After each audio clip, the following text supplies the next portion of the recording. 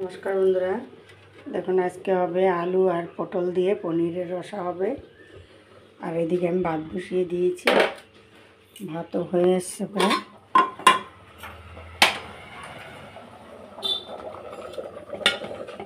ভাতও হয়ে গেছে, নামিয়ে নেব।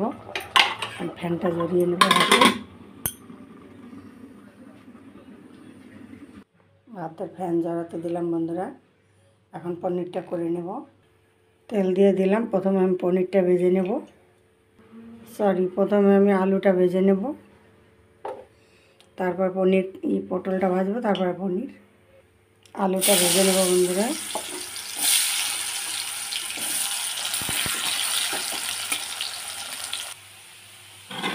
বন্ধুরা ভাতের মাছ রান্না হয়ে গেছে আমার।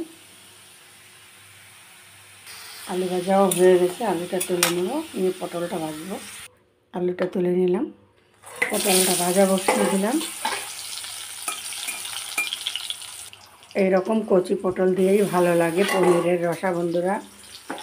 তো বাড়তি পটল হলে ভালো লাগে না। এখন নতুন উঠেছে একদম কচি, এই রকমের পটল দিয়ে যদি আলু পটল দিয়ে করা যায় দারুণ লাগে পনির। আর এখানে আমি আদা, জিরে, লঙ্কা সব একসাথে বেটে রেখেছি, একটু ধনে। আর এখানে দিয়েছি 5-6টা কাজু বাটা, একসাথে আমি সব মিক্সার করে নিয়েছি। আর লাগবে গরম মশলা, দারচিনি, এলাচ, লবঙ্গ। আমি ওটা গুঁড়ো দেবো। পটল ভাজাটাও হয়ে গেছে, তুলে নেবো বন্ধুরা। এই যে লাল লাল করে ভেজে নিয়েছি। পনিরটা দিয়ে দিলাম, হলুদ দিয়ে বন্ধুরা। যে বন্ধুরা হয়ে গেছে আমার পনিরও ভাজা হয়ে গেল। আলু, এগুলো পটল।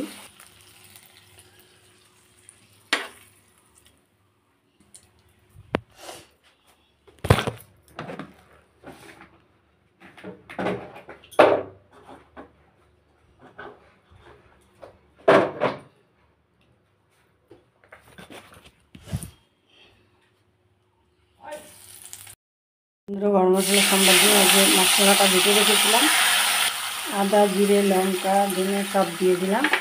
4-5-7-8টা কাজু দিয়েছি বেটে একসঙ্গে। পরিমাণ মতন হলুদ, স্বাদ মতো লবণ। মশলাটা ভালো করে কষিয়ে নেব।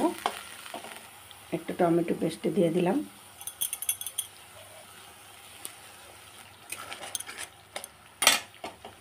দুটো কাঁচা লঙ্কা দিয়ে দিলাম। তেল ছেড়ে দিয়েছে বন্ধুরা। এখন আমি আলুটা দিয়ে দেবো।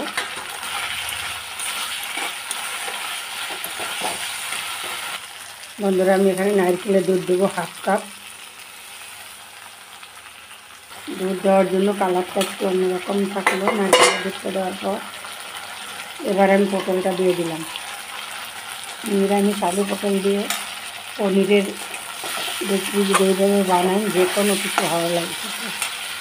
শুধু আলু পটল দিয়ে করলেও ভালো লাগে। কষানো হয়ে গেছে, এখন আমি জলটা দিয়ে দিলাম পরিমাণ মতো। পনিরটা আমি দিয়ে দেবো বন্ধুরা এখন।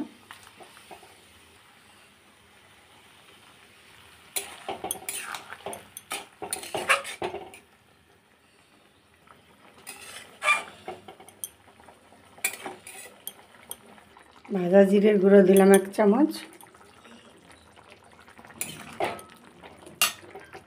আর বন্ধুরা ঘি দেবো আমি 2 চামচ।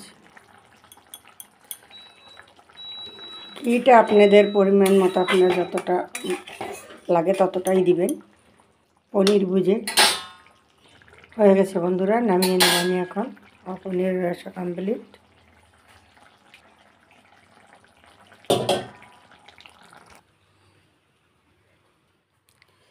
এই যে বন্ধুরা হয়ে গেছে আমার পনিরের রসা আলু পটল দিয়ে। ভিডিওটি ভালো লাগলে লাইক, কমেন্ট, শেয়ার, সাবস্ক্রাইব করে পাশে থাকবেন।